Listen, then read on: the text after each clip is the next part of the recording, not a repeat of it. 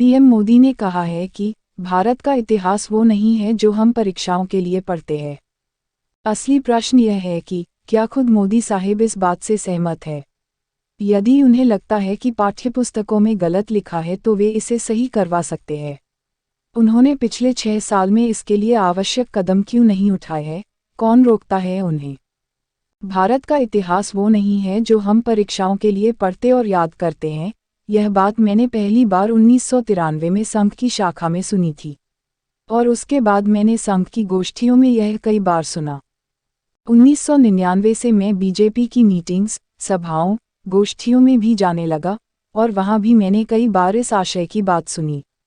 तब बीजेपी संघ के हमारे वरिष्ठ नेता कहते थे कि जब बीजेपी सत्ता में आएगी तो पुस्तकों में सही इतिहास लिखा जाएगा।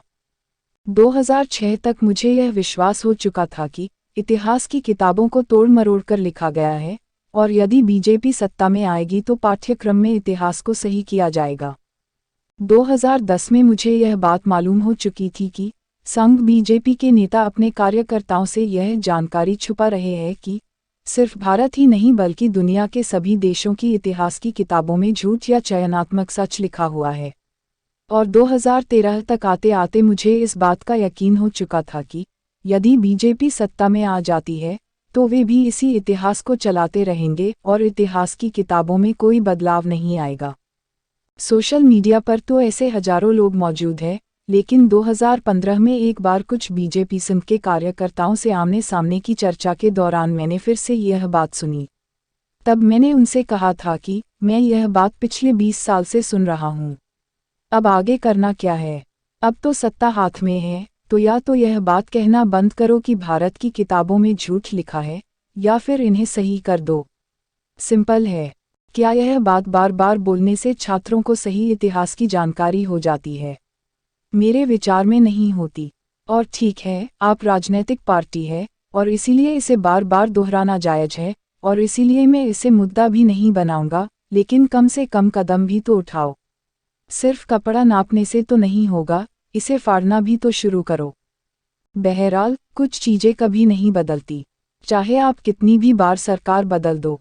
संघ के सभी नेता एवं कार्यकर्ता आज भी नागरिकों से यह बात छिपाते हैं कि सिर्फ भारत ही नहीं बल्कि पूरे विश्व की सभी इतिहास की किताबों में झूठ लिखा गया है।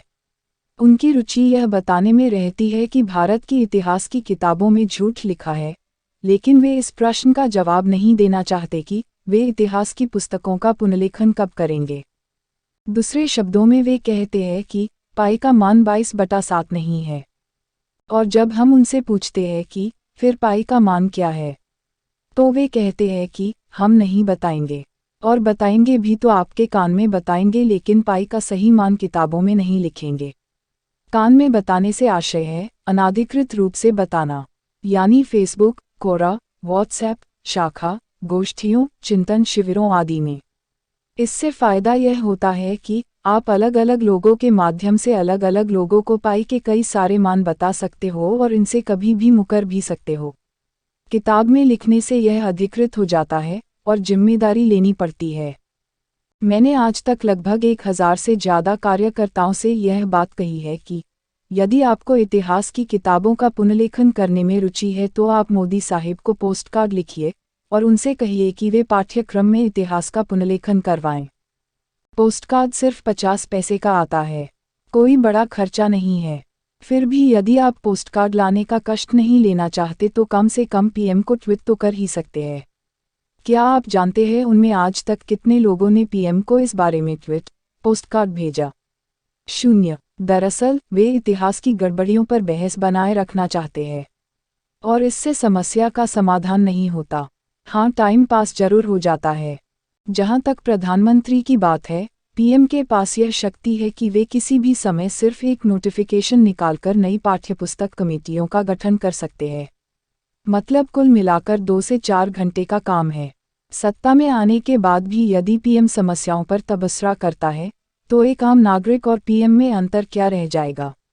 मतलब शाही टाइम पास। इतिहास पेड कैसे है? भारत का पेड मीडिया बहुराष्ट्रीय कंपनियों के मालिकों पर निर्भर है, और भारत की सभी राजनीतिक पार्टियां चुनाव जीतने के लिए पेड मीडिया पर बुरी तरह से निर्भर है। इतिहास की पाठ्य पुस्तकें टीवी एवं अखबार की तरह ही पेड मीडिया का ही एक अंग है। इनमें झूठ कम एवं चयनात्मक सच ज़्यादा लिखा जाता है, और इस चयनात्मक सच का प्रभाव निष्कर्ष विपरीत होता है। जो आदमी ये पुस्तकें लिखवाने के लिए इतिहासकारों को रिक्रूट करता है, वह अपना पर्सपेक्टिव बता देता है, और फिर पेड इतिहासकार उस पर्सपेक्टिव के हिसाब से चयनित हिस्सों को उभार कर लिखते हैं। दरअसल पूरी दुनिया में इतिहास की सभी पाठ्य पुस्तकें पेड पाठ्य पुस्तकें हैं, और पूरी दुनिया के सभी इतिहासकार पेड इतिहासकार हैं, और यह हमेशा ही पेड रहने वाला है। मेरे द्वारा प्रस्तावित समाधान: यदि भारत में जूरी कोर्ट एवं मानव संसाधन मंत्री, शिक्षा मंत्री पर वोट वापसी प्रक्रियाएं आ जाती है तो धीरे धीरे अपने आप इतिहास की किताबों का शोधन शुरू हो जाएगा। इसके लिए अलग से कोई कानून छापने की हमें जरूरत नहीं है। वोट वापसी पासबुक के आने के बाद शिक्षा मंत्री इतिहास का पुनर्लेखन करना शुरू करेगा। अधिक जानकारी के लिए लिंक खोलें।